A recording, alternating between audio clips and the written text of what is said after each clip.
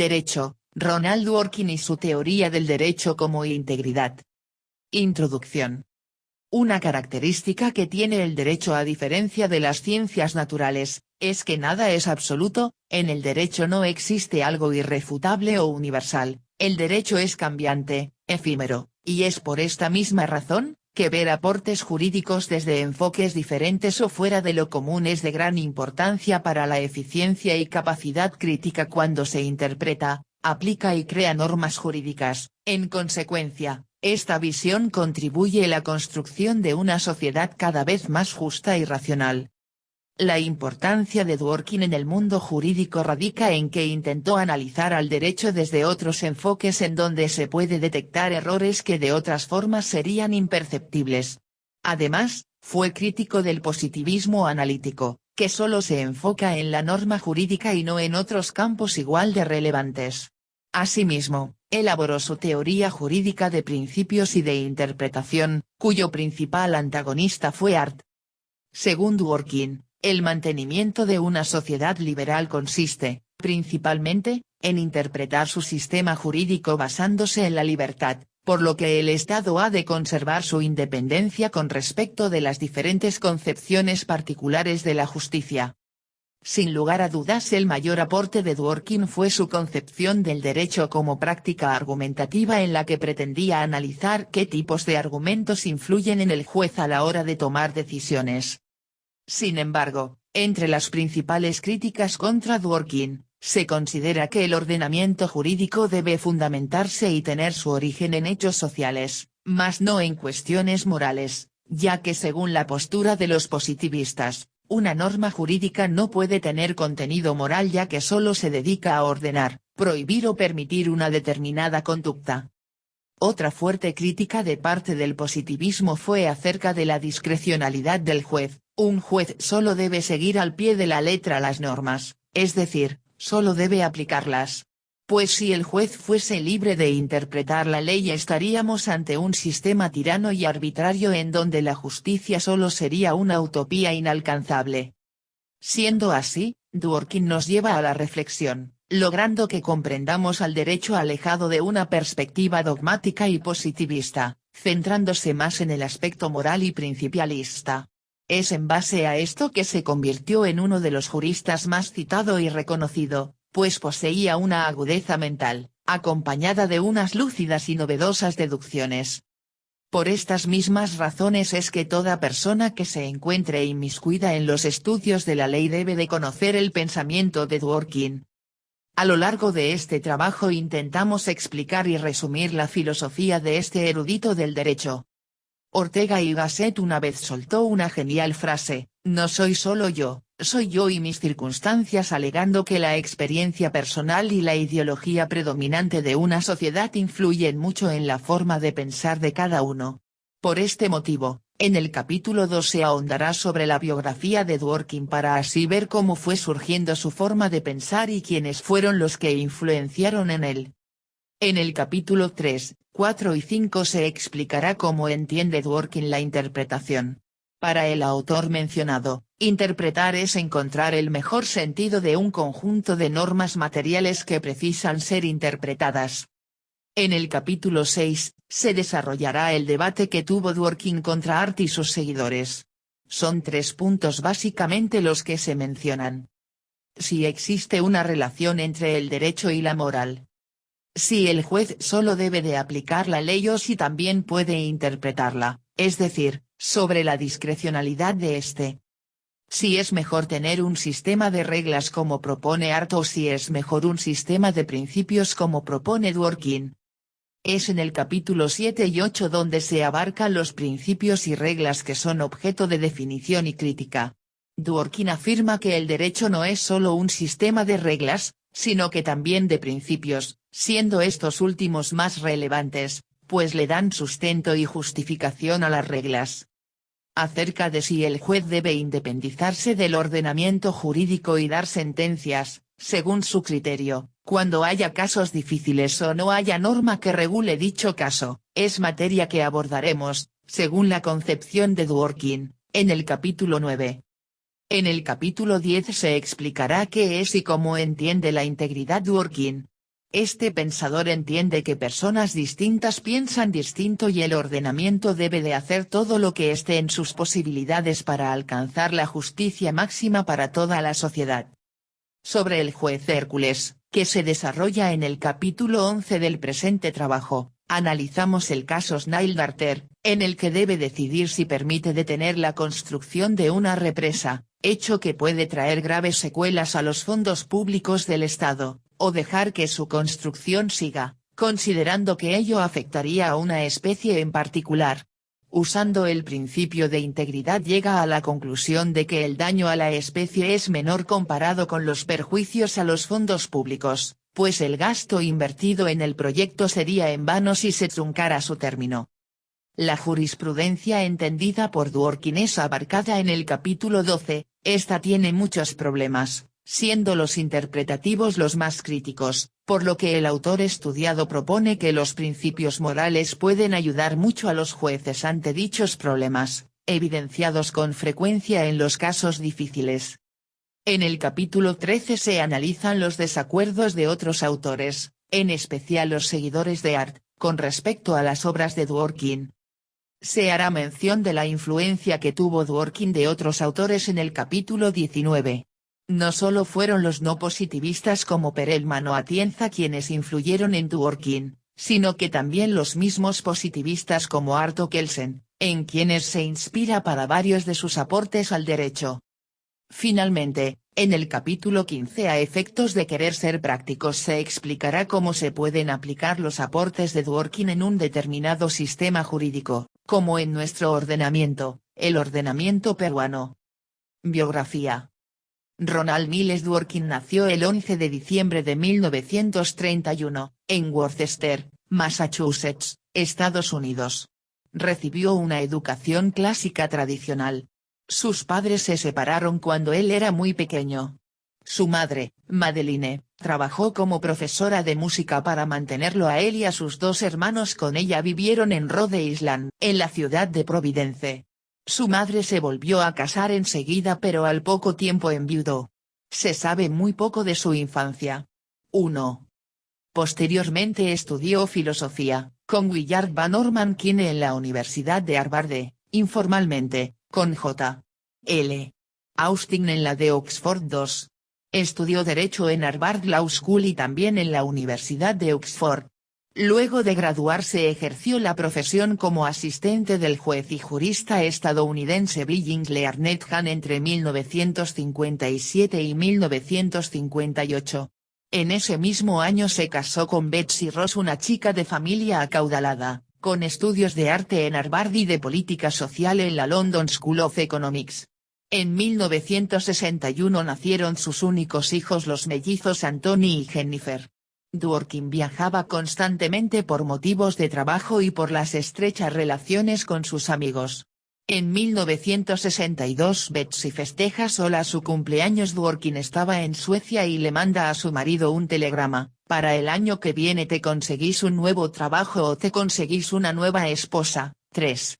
Sin embargo, mantuvieron una relación duradera hasta el año 2000, que Betsy murió de cáncer. Posteriormente Dworkin formó una estrecha amistad con Irene Brendel, esposa del pianista Alfred Brendel, y más tarde se casaron. Le sobreviven Irene, Anthony y Jennifer, y 2 nietos. 4. En 1962, durante ese tiempo también rechazó la oferta para colaborar con Felix Frankfurter, un juez sumamente influyente del Tribunal Supremo, y en su lugar, en 1958 aceptó una oferta como asociado en la gran firma de Wall Street Sullivan & Cromwell en Nueva York hasta 1962. 5. Abandona su trabajo para dedicarse a la docencia.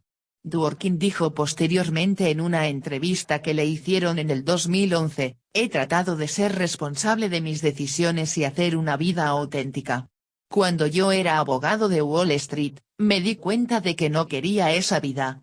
Así que fui e hice lo que me pareció más satisfactorio, pensando y argumentando por las cosas que son complejas, importantes y gratificantes. He intentado hacerlo bien, no puedo decir si lo he conseguido. 6. Comenzó así en 1962 su carrera académica como profesor de Derecho en Yale Law School, que lo llevaría a obtener la cátedra Wesleyan Offield en 1968. Estuvo 7 años ahí. No enseña teoría del derecho, sino Black Letter Law, contratos, impuestos 7. En 1969 sucedió como catedrático de jurisprudencia de Oxford Art, quien fue el mayor exponente del positivismo jurídico. Dworkin ocupó ese puesto hasta 1998. En 1975, fue nombrado profesor en la Escuela de Derecho y en el Departamento de Filosofía de la Universidad de Nueva York. Ahí no dictaba clases magistrales sino que hacía coloquios, ya que durante 14 clases dictadas en un semestre, alguien llevaba un tema de discusión y en la clase los alumnos junto a Dworkin se centraban en hacer un análisis de cada una de las partes. Dworkin hacía conexiones y aprovechaba esas discusiones para nutrir y pulir sus propias ideas. Autores como Carlos Nino y Roberto Gargarella, que asistieron a algunos de sus seminarios, señalaron que existía una relación de distanciamiento y entusiasmo entre alumno y profesor. Gargarella dijo al respecto: había una distancia irrecuperable entre ellos y uno, lo cual representaba un extraordinario estímulo para seguir estudiando. Era imprescindible leer y entender más y más, para poder dialogar con ellos y, eventualmente, tener alguna capacidad para desafiarlos. 8.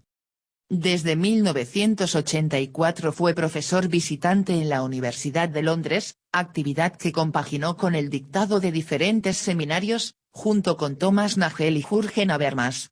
9. Ronald Dworkin es uno de los autores más influyentes en el pensamiento jurídico contemporáneo. Su obra destacó en el ámbito del sistema jurídico americano, es además considerado un gran pensador por los aportes y gran influencia en el derecho. Sostuvo junto a H.L.A. Hart, considerado gran teórico del derecho sobre todo en la segunda mitad del siglo XX y filósofo jurídico británico cuya obra maestra de 1961 El concepto de derecho expuso su teoría del positivismo, que sostenía que el derecho es un sistema de reglas. El razonamiento jurídico, dice el positivismo, es meramente descriptivo y no necesita tener en cuenta la moralidad. 10. Por ello el debate consistió sobre la clásica separación entre derecho y moral. Este debate, que mantuvo durante más de 20 años con Herbert Hart, debates que se desarrollaron durante las décadas de los años 70 y 80, y culminó con la publicación póstuma de la segunda edición de The Concept of Law, Hart, 1994. Dworkin, como autor de varios artículos y libros, dotó desde sus primeros escritos una forma polémica de escribir y dirigió sus principales críticas contra las doctrinas utilitaristas y las escuelas analíticas del derecho. A lo largo de su carrera protagonizó una gran cantidad de debates sobre las más diversas cuestiones. El más famoso contra Hart, motivo de su libro Los derechos en serio, Dworkin, 1977. El libro más influyente del profesor Dworkin fue Imperio de la Ley, que trata sobre la naturaleza y el papel de la adjudicación. Fue uno de los libros de leyes más citados del siglo pasado. También escribió sobre una enorme variedad de temas: derechos civiles, metodología legal, liberalismo, libertad, igualdad, justicia distributiva, objetividad y verdad, discriminación positiva, pornografía, libre expresión, aborto, eutanasia, candidaturas a la Suprema Corte, política fiscal de Gran Bretaña y régimen dictatorial en Argentina, donde recibió un doctorado honoris causa en 2011. En Dominio de la vida, escribió sobre el aborto, la eutanasia y las preguntas que plantean, Virtud soberana, sobre la igualdad, y 3 colecciones de ensayos, Tomando los derechos en serio, una cuestión de principios y la ley de la libertad. En 2011, publicó Justice for the Geos, una visión general y sumatoria. Estoy tratando de reunir mi trabajo en la ley y mi trabajo en la filosofía política y la filosofía moral y la teoría de la interpretación y el fregadero de la cocina, dijo en 2005. Mientras trabajaba en el libro 12 en 2007 se le dio el premio Olberg, una especie de Nobel para filósofos y teóricos de las ciencias sociales. Además, Dworkin se desarrolló como conferencista por más de 20 años. 13. Ronald Dworkin, teórico destacado de su generación en la filosofía del derecho, muere a los 81 años en la ciudad de Londres, el 14 de febrero del 2013, aquejado de una grave leucemia. Nuestro autor en uno de sus últimos libros Justicia para erizos escribe, sin dignidad, nuestras vidas son solo parpadeos de duración, pero si logramos llevar una vida buena, creamos algo más, escribimos un índice de nuestra mortalidad, hacemos nuestras vidas diminutos diamantes en las arenas cósmicas. Sin lugar a dudas Dworkin ha demostrado a partir de su extraordinaria carrera intelectual, su compromiso, y apasionante trabajo el camino que recorrió para alcanzar sus ideales. Conceptos interpretativos. Las personas suelen creer o tener una cierta imagen de cómo es un desacuerdo y cuándo es posible, esto evidencia la marca denominada aguijón semántico que ha sido perjudicial en la filosofía del derecho. Consideran que para discutir con sensatez, todos debemos tener los mismos criterios para decidir cuándo un reclamo tiene fundamento o no. Ejemplificando en un caso concreto, si quisiéramos discutir sobre la cantidad de libros que hay en un estante, primero deberíamos estar de acuerdo, aunque sea a grandes rasgos, sobre qué consideramos un libro, ya sea en un caso fácil por sus características externas, como el grosor, la cantidad de hojas, o en un caso crucial, por el contenido de la obra en cuestión. Esta situación aplicada al derecho no tiene mucho sentido, pues los abogados suelen aceptar a grandes rasgos los mismos criterios de decisión sobre si un postulado es verdadero o conforme a ley. De lo contrario, si se aceptara la diversidad de criterios nunca hallaremos una solución y nos encontraríamos en medio de un grupo humano que disputa porque cree tener un concepto diferente sobre un mismo sonido, concentrándose más en sus diferencias sin hallar un consenso para la interpretación. Los filósofos del derecho creen que debe haber reglas comunes a todos, punto. Dicen que abogados y jueces solo están simulando, o disienten solo porque el caso ante ellos cae dentro de una zona confusa y gris de los derechos consuetudinarios. 14 Aquí se nota la clara presencia del aguijón semántico, pues los jueces y abogados se marcan como su objetivo tratando de enmarcarlos en la discusión sobre qué tipo de desacuerdo eso debe ser. Lo anteriormente mostrado no es aplicable a un conjunto numeroso de debates teóricos en el derecho, es más parece demasiado exagerada la comparación que se hace con el ejemplo de los libros como base para distinguir qué hace posible un desacuerdo. Este argumento tampoco es aplicable para un pueblo que comparte distintas tradiciones y prácticas, pero disiente sobre lo que alguna requiere en un caso concreto, pues aunque entren en desacuerdo, este será genuino, ya que a pesar de que los criterios de interpretación sean diferentes en cada uno, las interpretaciones que rivalizan están dirigidas hacia los mismos objetos o sucesos de interpretación. Imaginemos una comunidad imaginaria, en la que sus habitantes poseen un conjunto de reglas a las que denominan reglas de cortesía las cuales se hacen manifiestas en ciertas ocasiones sociales. Por ejemplo, que cuando una persona de la nobleza se presentará frente a un campesino éste debía quitarse el sombrero. Durante un tiempo estas reglas se aplican sin cuestionamiento, de manera mecánica, es decir, se respetan sin que nadie las cuestione o varíe. Pero con el paso del tiempo nace en estos habitantes una actitud interpretativa hacia estas reglas, que se dividía en dos componentes. La primera consistía en que la cortesía tenía un valor en sí misma, que hacía cumplir un propósito o principio, que tenía un sentido más allá de ser parte de la regla. Segundo, los requisitos de la cortesía debían ir acorde a su sentido, ser entendidos y aplicados según éste. Una vez persistente la actitud interpretativa, la institución de la cortesía deja de ser mecánica, ya no es una deferencia ignorante a una orden gobernante. Ahora se está tratando de imponer el significado en la institución y luego para reestructurar a la luz de dicho significado. 15. Las dos componentes presentes en la actitud interpretativa son independientes, pero para esta historia es crucial considerar ambas, pues, para ellos, la interpretación del acatamiento de esta regla se decide no solo por qué existe la cortesía sino también qué es lo que ahora requiere. Antes de que nazca la actitud interpretativa las reglas de cortesía encontraban su sentido en el de mostrar respeto a los superiores sociales. Sin embargo, al desarrollarse esta actitud, las personas comienzan a exigir otras formas de deferencia desconocidas o distintas a las que honraban, adquiriendo un poder crítico que las hace capaces de creer que los ellos proponen brinda respeto de una mejor manera que lo que otros hicieron. Las perspectivas de los fundamentos del respeto cambian de rango a edad, género o alguna otra cualidad, es decir, durante un tiempo quienes recibían o se beneficiaban del respeto eran los superiores sociales, luego las personas de mayor edad, seguido de ello las mujeres, y así sucesivamente. O también cambia en una dimensión diferente, ya sea que se considere que el respeto tiene un valor o no cuando está dirigido a grupos o por propiedades naturales más que a individuos por logros individuales. La cortesía ocupará entonces un lugar diferente y más pequeño en la vida social, y el final de la historia está a la vista. Formas de interpretación. Es necesario conocer cómo la actitud que denominamos interpretativa funciona desde su interior, desde el punto de vista de los intérpretes. Interpretar una práctica social es solo una forma u ocasión de interpretación.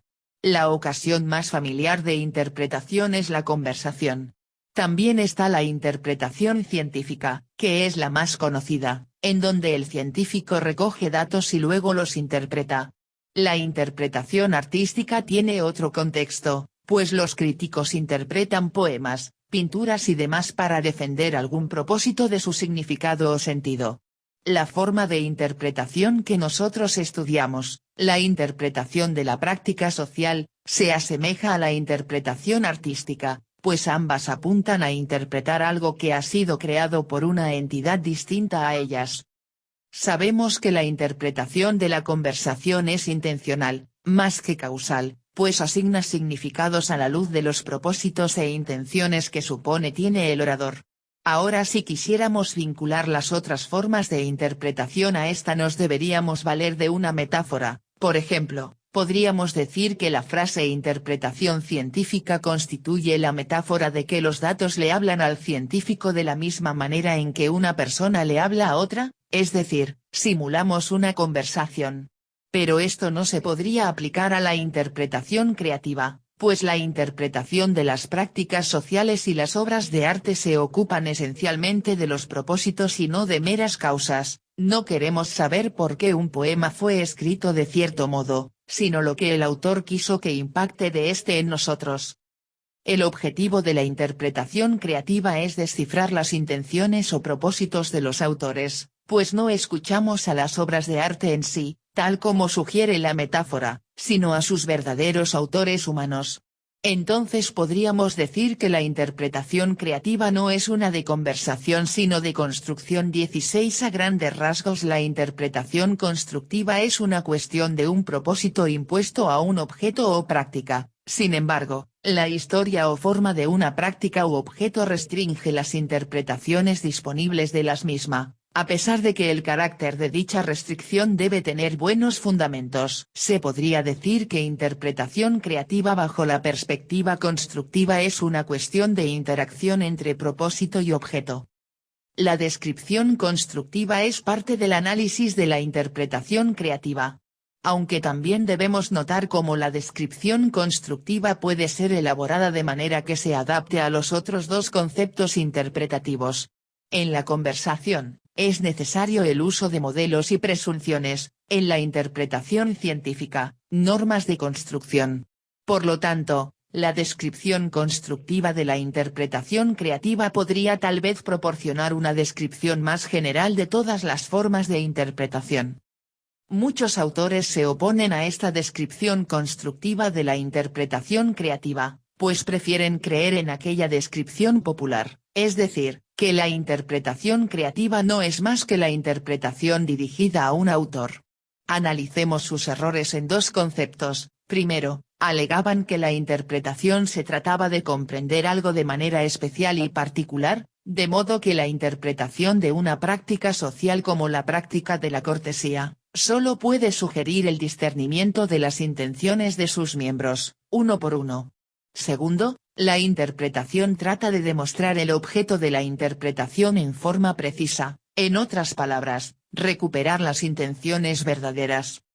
Para confrontar esta objeción diremos que, Pese a que consideremos que el objetivo de la interpretación artística es recuperar la intención del autor, no podemos escapar al uso de estrategias de la interpretación constructiva. Por último, diremos que las técnicas de interpretación de la conversación común serían inapropiadas para la interpretación de una práctica social como la cortesía, pues un científico social debe participar de una práctica social si desea comprenderla, independientemente de comprender a sus miembros. La interpretación artística es inevitablemente el descubrimiento de las intenciones de un autor. ¿Estas son siempre conscientes? La interpretación artística no es solo el hecho de recuperar la intención de un autor si entendemos que intención significa un estado mental consciente, pues la intención es siempre un asunto mucho más complejo y problemático que eso. En primer lugar, debemos notar el primer punto crucial de Gadamer, que la interpretación debe aplicar una intención. Un gran ejemplo se halla en el teatro, cuando alguien produce una obra del pasado y para lograr que cause el impacto que el autor intentó o quiso en sus tiempos debe modificar algunos personajes o la forma en que estos interactúen, sin hacer que la obra pierda su esencia, de modo que así, el intérprete trata de adaptar una obra, por ejemplo, de la edad medieval a la época contemporánea, uniendo dos culturas, adaptando intenciones de autores como Shakespeare u otros. La intención artística es compleja y estructurada. Es inevitable que comprometa las opiniones artísticas del intérprete en la misma forma que sugiere la descripción constructiva de la interpretación creativa, porque desea encontrar los mejores medios para expresar las grandes ambiciones artísticas que Shakespeare u otro autor jamás declaró o tal vez definió, pero interpretada de otra forma habría sido más esclarecedora para su época 17. Entonces, en torno al reclamo sobre la intención del autor, cuando se convierte en un método o estilo de interpretación, compromete las convicciones artísticas del intérprete, pues, frecuentemente, estas son cruciales para la comprensión de lo que realmente quiso decir el autor, la verdadera intención artística. Si lo relacionamos a la historia de la comunidad imaginaria que nos planteamos, identificamos cómo este pueblo al cuestionarse trata de descubrir su propia intención, trata de comprender por qué se ciñen a una práctica o comportamiento con comodidad. Así notamos que al usar la semejanza entre el cuestionamiento de los campesinos con una conversación, en este caso como proceso interno o con un mismo, se vincula a los otros tipos de interpretación con esta. Una interpretación es por naturaleza el informe de un propósito, y en nuestra historia imaginaria, la interpretación de cortesía tendrá un aire intencional a pesar de que la intención no pertenezca a nadie o al público en general. ¿La intención del artista debe ser decisiva? Nuestra obsesión por la originalidad. El método de la interpretación del autor en la interpretación artística es discutido hasta en su forma más plausible, incluso aquellos que insisten en que la intención del artista debe ser la que decida cómo es el trabajo real, no se ponen de acuerdo sobre cómo debería reconstruirse dicha intención. Colocando un ejemplo, las obras de arte se nos muestran poseyendo o pretendiendo poseer un valor estético. Pese a lo evidente de este valor, nace la interrogante de saber dónde yace ese valor y hasta dónde se ha realizado. Este debate explica cómo la intención artística ha variado en distintos periodos, pues a partir del siglo XIX y XX, el arte modernista considera de una forma más abierta el hecho de la aceptación de la intención del lector en una interpretación. Este cambio refleja la oposición con la vertiente romántica, que considera de valor aquello que sigue el parámetro del genio creativo individual. Lo expuesto evidencia que en nuestra cultura prima, más que la búsqueda por la sinceridad y la verdadera intención, una obsesión por la originalidad. Algunos críticos que disienten acerca del estilo y autoría con mayor firmeza, porque enfatizan valores de tradición y continuidad donde el sitio de un autor cambia a medida que se construye la tradición, apoyan una interpretación retrospectiva que hace que la mejor interpretación de su trabajo dependa de lo que fue escrito un siglo después. 18. Lo evidente es que esto sucede porque los intérpretes piensan dentro de una tradición interpretativa de la que difícilmente pueden escapar. Sin embargo, Para contrarrestar esta aparente dificultad nos remitimos a Gadamer, cuya descripción constructiva, pese a luchar con las restricciones de la historia, hace partícipes a la intención del autor como a la del lector o espectador en el proceso interpretativo. Etapas de la interpretación constructiva. El margen de maniobra para interpretación es amplia, pero al desarrollar el derecho se debe procurar mantener cierta coherencia con lo existente en la ley y con el futuro de la misma, en el sentido de representar de manera correcta los valores que persigue una legislación para una sociedad justa. En las prácticas sociales se asume una actitud interpretativa que reconoce las normas y su vigencia y que les atribuye un sentido, un valor. En la evolución de las normas debe observarse de qué manera se mantiene el sentido de la Ley 19. Se distinguen tres etapas que deben ser adecuadas al estudio del derecho como práctica social. Etapa preinterpretativa. Se identifican las normas y reglas que proporcionan el contenido provisorio de la práctica. Etapa interpretativa. El intérprete busca una justificación general para los principales elementos de la práctica.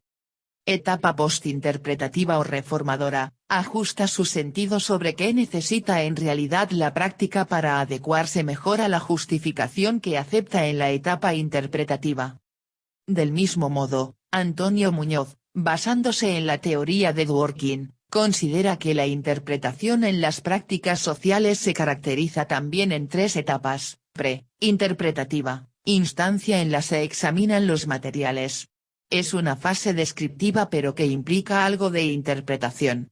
Ocurre un evento similar al de la preconcepción, del preconocimiento, dentro de la concepción hermenéutica. Aquí se trata de identificar los materiales jurídicos. La etapa interpretativa.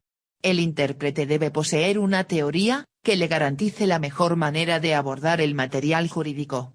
Lo fundamental aquí es la noción de coherencia e integridad. La postinterpretativa o reformadora consiste en que una vez identificado el valor, mostrar su objeto, de la mejor manera posible. Esto en los casos difíciles implica la modificación de la práctica 20. Objeciones al positivismo artiano. Dworkin toma como punto de partida, su crítica al modelo positivista o positivismo jurídico, y para ello se propone examinar los fundamentos de este, particularmente al positivismo metodológico de Art, quien fue durante los años 60 y 70 del siglo XX uno de sus máximos exponentes. Además de eso, Dworkin fue su sucesor en la cátedra de jurisprudencia en la Universidad de Oxford, por lo que le sería casi inevitable referirse a la teoría que aquel positivista planteaba. Este controversial debate entre Dworkin y Art tiene su origen en el planteamiento que este último realizó acerca del concepto del derecho. A continuación presentaré los puntos importantes acerca del positivismo metodológico de Art de manera que posteriormente se le adjudique a cada uno de ellas las críticas de Dworkin. En primer lugar, fue Art quien mediante el planteamiento de su sistema de reglas dejó atrás la concepción de un ordenamiento jurídico puramente coercitivo y compuesto de órdenes concretas emanadas de un soberano con un poder jurídico ilimitado, es decir, refuta totalmente la teoría del hábito de obediencia que planteó Austin, según la cual el derecho está compuesto de órdenes del soberano que son aceptados mediante actos de obediencia por parte de los ciudadanos. El análisis general de las normas difiere a la de Austin pues este había considerado que toda norma es un mandato general y que una persona está obligada por una norma si es susceptible de ser sancionada en caso de desobedecerla. Art, por su parte señala que una norma difiere de una orden, por ser normativa, por establecer un estándar de comportamiento que plantea al sujeto una exigencia que trasciende la amenaza capaz de hacerla cumplir. 21 Para ello debe ser una autoridad la que dicte la norma y una autoridad tan solo puede provenir de otra norma que es ya obligatoria para aquellos a quienes se dirigen. En conclusión, Art propone un sistema de reglas en detrimento del sistema de mandatos de Austin ya que esto último solo podría corresponder por ejemplo, para las normas penales donde al efectuar el delito descrito en el supuesto se aplica una sanción. Sin embargo, dicho sistema no da cabida a otro tipo de normas, como por ejemplo, las que regulan los actos de libre voluntad de los ciudadanos como el contrato donde se les otorga los instrumentos necesarios para que puedan ellos mismos cumplir con sus fines. En un segundo lugar, Hart plantea que el derecho es un sistema de reglas conformado por reglas primarias, que son las que aseguran derechos o imponen obligaciones a los miembros de la comunidad, y a las reglas secundarias, que son las que estipulan cómo y por obra de quienes se pueden formar, reconocer, modificar o extinguir las normas primarias. Además, mediante este planteamiento se identifica dos fuentes posibles para la autoridad de una norma, de manera que esta puede ser obligatoria a, porque es aceptada, o b, porque es válida. Dicha distinción puede comprenderse con el ejemplo de una comunidad primitiva donde solo existen reglas primarias, las cuales se han establecido mediante la práctica de aceptación. Sin embargo, no se puede decir que hayan conformado derecho, entendido como un sistema complejo de normas, ya que no se puede distinguir un conjunto de normas jurídicas de las normas sociales. Es justamente en este punto donde surgen las preguntas y las dudas acerca de qué es lo que puede ser considerado derecho o no. Empero, cuando dicha comunidad llega a contar con una norma secundaria, que es la que resolverá dicha cuestión, nace la idea que tenemos actualmente del derecho. De este modo, la preponderancia que Hart le otorga a las normas secundarias hace que él distinga tres tipos dentro de ella, las cuales darán solución a los defectos que presenten las reglas primarias. 1. Regla de reconocimiento. Este es un criterio último de validez, el más importante que plantea Hart, mediante el cual se podrán verificar de modo concluyente las reglas primarias, por lo cual solucionará la falta de certeza acerca de lo que es derecho o no, además de que deja atrás el planteamiento de la norma fundamental de Kelsen, ya que no era más que una presunción. Sin embargo, Hart establece su regla de reconocimiento de facto. La presencia de dicha regla en determinada comunidad constituirá una señal de que se está conformando un sistema jurídico, pues ella la determinará así mediante otro criterio importante para Hart, que es el de autoridad. Sin embargo, estos criterios de autoridad ocasionarían conflictos 22 debido a que existen en diversos modos, simples o complejos. Ello porque refleja a la sociedad donde actuará. Así, en una comunidad simple se trata de un documento escrito, verbigracia, el código de Hammurabi que estaba en una piedra. Entonces aquí se evidencia que el criterio de validez de derecho se identifica con el ius scriptum, con la escritura misma. En cambio, en sociedades más modernas, y por ende con sistemas jurídicos más complejos, se identifica dicho criterio de manera conjunta, es decir, estableciendo cuáles son las características generales de las reglas primarias, verbigracia, la constitución política del Perú, así como la costumbre o las decisiones judiciales que durante un determinado tiempo han sido uniformes. 2.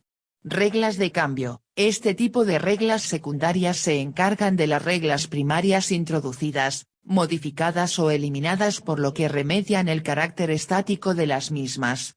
Menciona Hart que tales reglas de cambio y de derogación pueden ser simples o complejas, ya que pueden explicar, en forma más o menos rígida, el procedimiento que debe ser seguido para llevar a cabo esta modificación, cambio o derogación de las reglas primarias. 3. Reglas de adjudicación. Otorga solución a la difusa presión social que se ejerce para el cumplimiento de las normas. De este modo, se entregan facultades a los sujetos para que estos se autorregulan o autorizan a las autoridades públicas para ejercer alguna potestad, verbigracia, sentenciar, en el caso del juez. En un tercer lugar, se encuentra la posición de Hart respecto de la relación entre derecho y moral, la cual no es necesaria. Hart aboga por un concepto amplio de validez jurídica de acuerdo al cual, el derecho puede ser definido sin referencia alguna a la moral. El criterio que permite distinguir el derecho no está sujeto a un examen de dicho contenido, sino a requisitos formales que tiene que satisfacerse para la creación de reglas jurídicas. De este modo plantea una descripción positivista de la naturaleza del derecho, en donde la legalidad no se determina nunca mediante la moral, sino siempre mediante la práctica social. Como mencionamos antes, Austin fue duramente criticado por Art con respecto a su modo de conformar el sistema jurídico, sin embargo con respecto a este tema les seguirá sus pasos. Art menciona aunque existan numerosas e importantes conexiones entre el derecho de algún sistema y las exigencias de la moralidad, tales conexiones son contingentes, no necesarias lógica ni conceptualmente. 23. En un cuarto lugar, el positivista plantea el tema de la discrecionalidad de los jueces, o como él lo llama la textura abierta del derecho, donde menciona que frente a casos fáciles o claros las situaciones planteadas pueden subsumirse sin ningún problema en las normas que conforman el sistema jurídico. Sin embargo, frente a casos difíciles u oscuros en los cuales no hay certeza y por lo tanto se generan dudas respecto de qué norma deberá ser correcta para aplicarla, es que el juez tendrá en su poder la discreción de decidir. Los casos difíciles solicitan de parte de los tribunales un gran margen de discrecionalidad, lo cual no supone que se desconozca la existencia y la importancia de las reglas como normativas generales, sino que se trata de renunciar a la respuesta de manera mecánica y uniforme, otorgada a todos los problemas que se presenten en el tráfico jurídico. Esto se da así por la simple razón de que siempre se será ignorante ante la presencia de nuevos hechos y los propósitos contenidos en el sistema jurídico, porque son expresión de las continuas modificaciones que tiene la sociedad y su manera de ver el mundo. Si éste contará con un número fijo de casos, estos, junto con todos los modos que pudieran relacionarse, fueran conocidas por nosotros, podríamos incluso formular provisiones a futuro para toda posibilidad que se presente. Todo se podría conocer y las reglas podrían indicar la solución para todos los problemas. Son a estos 4 temas que Dworkin realiza una incisiva crítica.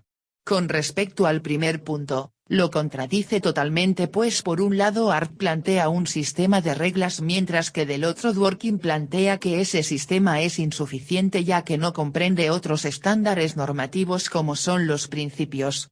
De esta manera, Art considera que las normas válidas, es decir que sean derecho, son las que han sido promulgadas por las instituciones competentes, como el Poder Legislativo o el Poder Judicial mediante sus sentencias que consistirán en precedentes para resolver casos que se presenten en el futuro. Estas son verificadas mediante la regla de reconocimiento. Sin embargo, Dworkin afirma este criterio no da lugar a los principios ya que no se establecen del mismo modo que las reglas, sino que lo hacen de acuerdo al pasar del tiempo y acorde a las directrices que la misma sociedad va delineando.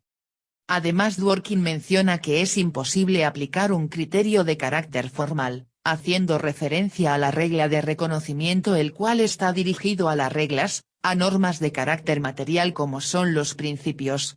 Ello debido a que dicha regla utiliza criterios que Dworkin denomina pedigree para determinar si son válidos como derecho, es decir hace referencia a la fuente de las normas, si proviene de una autoridad competente.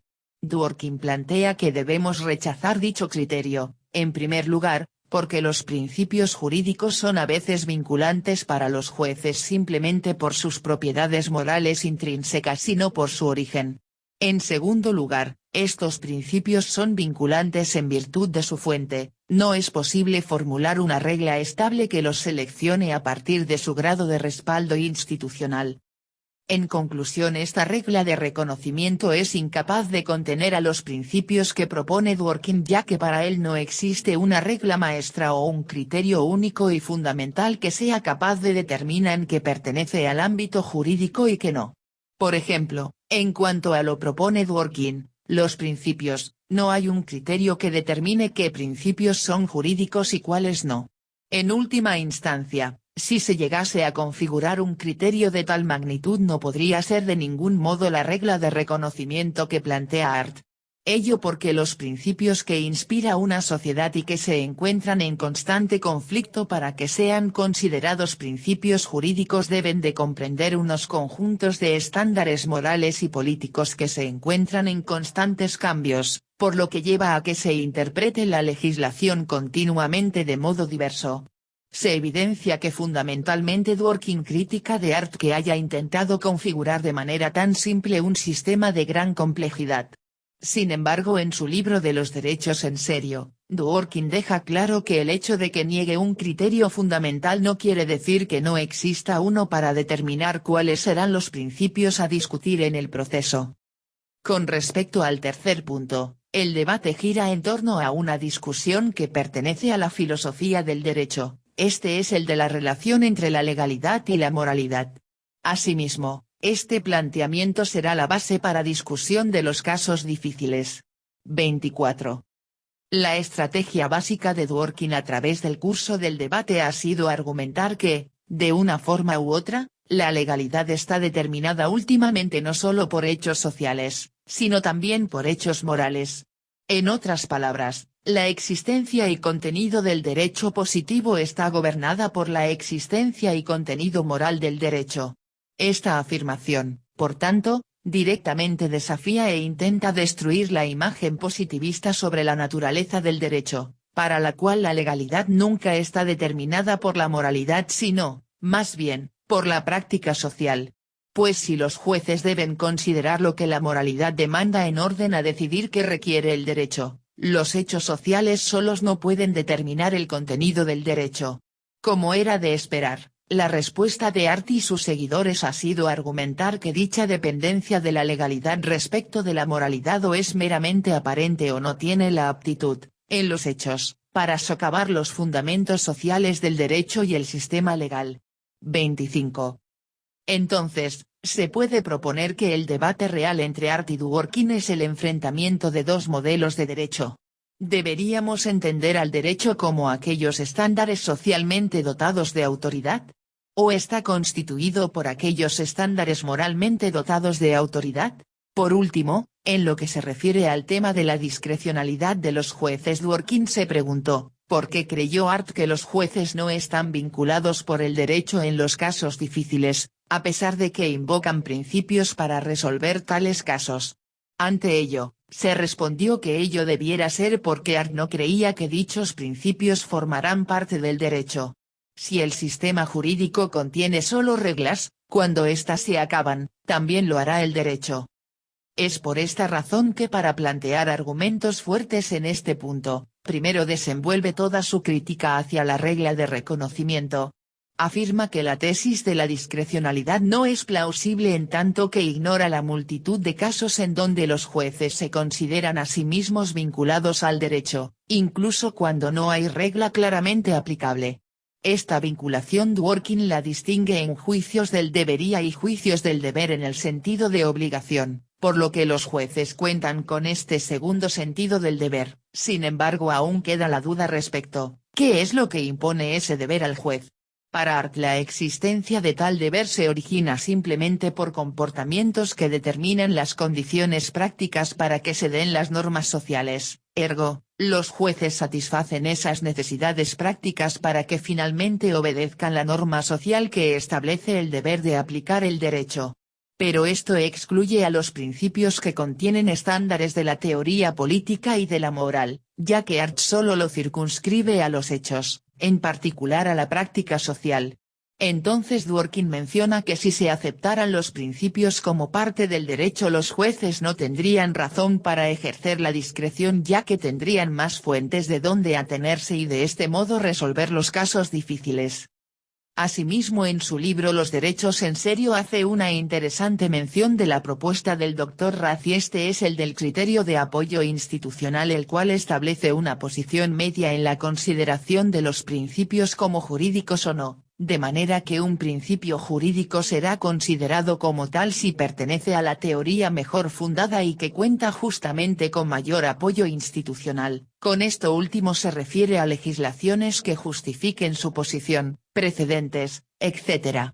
Sin embargo, para Dworkin este criterio sigue sin permitir que los principios morales y políticos sean considerados pertenecientes al derecho. De este modo, cuando los jueces discrepan sobre los principios a aplicar, según el positivismo, no discrepan sobre lo que les exige el derecho sino cómo deben ejercer su discreción, debido a que no tienen el deber de decidir en un determinado sentido.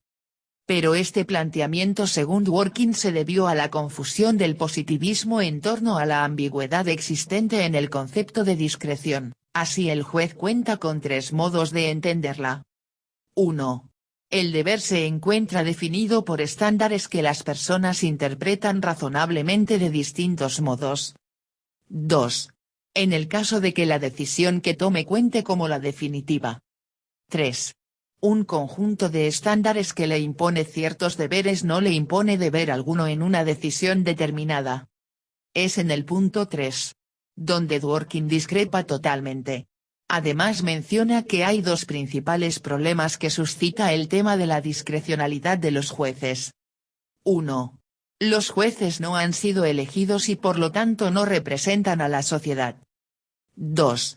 Cuando el juez crea deberes y los aplica retroactivamente, los que son acusados no saben acerca de lo que deben hacer. Ante esto plantea la conocida tesis de la única respuesta correcta que dará solución a dichos problemas. Dicha tesis será explica con detenimiento en un capítulo posterior. Normas, principios y directrices políticas. Dworkin define a los principios, en sentido estricto, como estándares que han de observarse en virtud de una exigencia de justicia, equidad, o de alguna otra dimensión de la moralidad. Mientras que directriz o directriz política es el tipo de estándar que propone un objetivo que ha de ser alcanzado. El autor, para referirse a ambos términos, menciona solamente principios de manera general como aquellos estándares que no son normas. 26. Los principios se distinguen de las reglas en que éstas establecen sus condiciones de aplicación, en tanto que los principios suministran las razones para decidir en un sentido determinado, pero carecen de contenido específico, no establecen las condiciones de aplicación. En ese sentido, las reglas son o no aplicables en una fórmula todo o nada. En caso de conflicto entre dos reglas, solo una puede ser válida. 27. En cambio, los principios tienen una dimensión de peso, que, en caso de conflicto, la prevalencia de uno no significa que el otro o los otros principios pierdan validez, de tal manera que, en un supuesto distinto donde se presente el mismo conflicto, pueda ser aplicado preferentemente el principio que en el primer caso fue desplazado.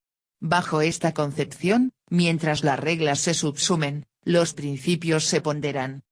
Otra diferencia fundamental entre reglas y principios, es que las reglas pueden ser identificadas mediante un test de origen o pedigrí, mientras que los principios no. De acuerdo con lo anterior, sabemos que una regla pertenece a un sistema jurídico determinado, si se puede deducir su validez de una norma anterior, así hasta llegar a la Constitución.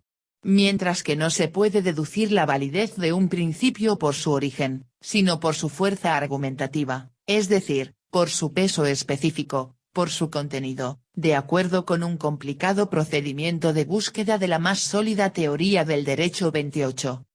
Nuestro autor, a modo de ejemplo, ofrece entre otros el polémico caso de Rich vs. Palmer, donde un heredero designado en el testamento de su abuelo podía heredar en virtud de ese testamento aunque para hacerlo hubiera asesinado a su abuelo.